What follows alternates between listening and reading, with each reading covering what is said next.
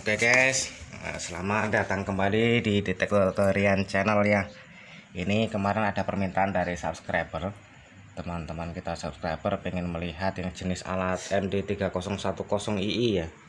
Nah 301II ini untuk tes akurasi kepada logam emas mulia ya. Ini dan ini ada 1 gram lebih ya. 1 gram lebih, ini juga 1 gram lebih. Yang ini 8 gram ini guys.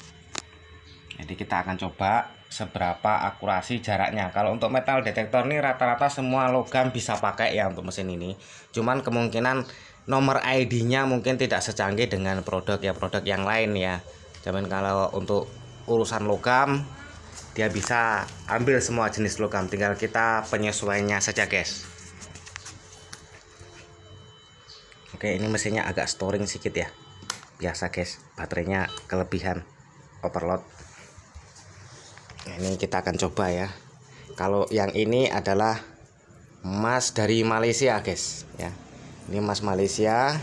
Yang ini dan yang ini adalah emas Indo ya. Kita lihat dari emas Malaysia dulu ya. Kadar 8 gram ini guys.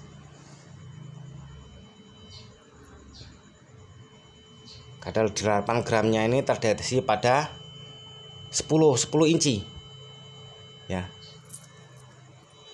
Nah.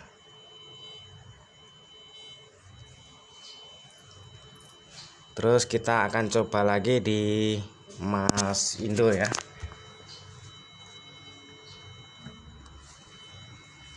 Bentar guys, storing guys, mesinnya banyak logam ya. Yang ini tadi di posisinya di segini ya guys. Oke, nah, angkanya nunjuk kepada 10 ya, 10 inci. Kita tes untuk emas jenisnya emas Indonesia guys. Nah emas Indonesia ini punya kadar kepadatan lebih bagus, sehingga dia dari jangkauannya untuk jenisnya ini di bawah 3 gram ini guys. Ini sebenarnya antara ini dan ini adalah 3 gram ya. Ini lebih padat ya. Kalau ini tadi pada 10 cm 10 inci baru terdeteksi, kemudian ini segini saja sudah terdeteksi guys.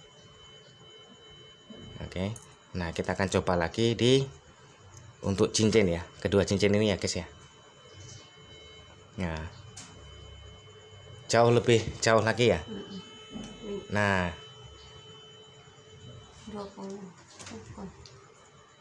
17 ini untuk kedua cincin guys.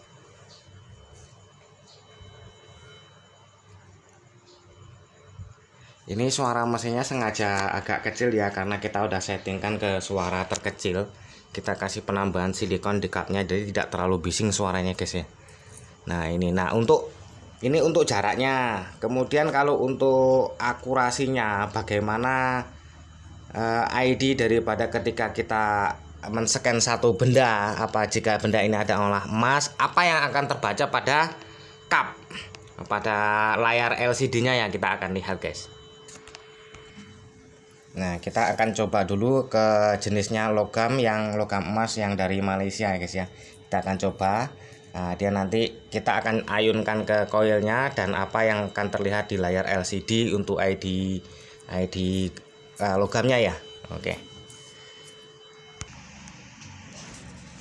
guys, ini kita layarnya dengan mematikan tombol opsi PP ya. PP nya kita matikan, kita untuk mengenal jenis ID logamnya ya. Nah ini dia guys. Jadi logam yang tadi itu dari Malaysia, ini jatuhnya ke mode iron ya, iron. Jadi memang alat ini tidak di scan khusus, tidak dibuat khusus untuk jenisnya logam mulia ya, tapi dia dapat memakan semua jenis logam ya. Nah oke, kita tes yang kedua guys. Ini kita tes yang kedua, ini jenisnya gelang ya guys ya. Gelang ini mungkin sekitaran 1,5 gram ya. Oh 3 gram, sorry guys, lupa guys, 3 gram ya. Nah ini kita 3 gram, itu juga 3 gram. Nah kita tes. Nah ini guys, dia condong kepada 5 sen, logo 5 sen dan iron besi. Nah, antara iron dan aluminium 5 sen. Ini logonya untuk di mesin 3010i ya guys ya. Nah, oke, kita akan tes lagi yang kedua. Dia tidak berpindah-pindah guys, di sekitar situ saja.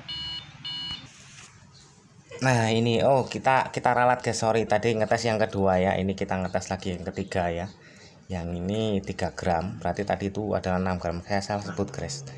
Oke, kita akan tes nanti yang ini emas Indonesia ya, bukan luar. Kita akan lihat bagaimana dia punya ID ya. Oke, ini guys, logonya dia berada di aluminium. Jadi kita tidak bisa mematokkan segala sesuatu yang kita cari ini berdasarkan layar guys ya.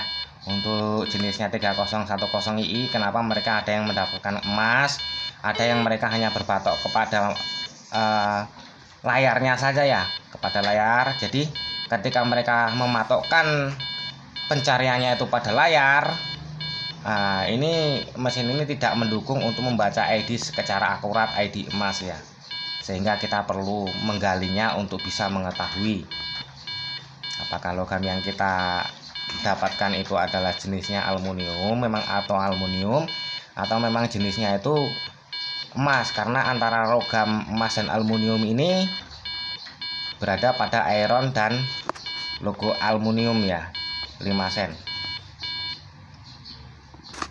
Jadi kalau kita pergi hunting dengan mesin ini guys, yang utama adalah kita tidak boleh untuk mematokkan hasil pencarian kita, searching kita melalui layar ini saja ya. Oke guys, nah ini video kita untuk kali ini mungkin kita bahas sampai di sini dulu ya. Ya intinya tuh ketika kita sedang mencari ya kan, sedang searching scan di suatu lokasi, itu kalau bisa kita tidak berpatok kepada layar. Karena pernah satu kejadian juga, itu yang kemarin itu saya sempat dapat tombak ya, tombak tua ternyata guys. Nah tombak itu sudah di scan oleh teman dan itu dia mengira bahwasanya itu paku ya. Nah dia mengira itu bahwasanya itu adalah paku. Nah, lalu dia tinggalkan. Nah setelah saya datangi, dapat saya scan, itu logonya jatuh ke iron besi. Ternyata setelah saya gali adalah sebilah tombak utuh guys. Nah lumayan juga sih ya. Jadi kita tidak boleh berpatokan kepada mesin. Apapun yang ada di dalam tanah yang kita jumpai saat kita scan, hal yang paling perlu diutamakan adalah menggali guys. Apapun bendanya gali, karena Anda tidak akan tahu sesuatu yang tersembunyi di dalam tanah itu jika hanya mengandalkan daripada layar mesin, karena mesin juga bisa salah. Oke guys, see you next time dan sampai jumpa di video kita berikutnya.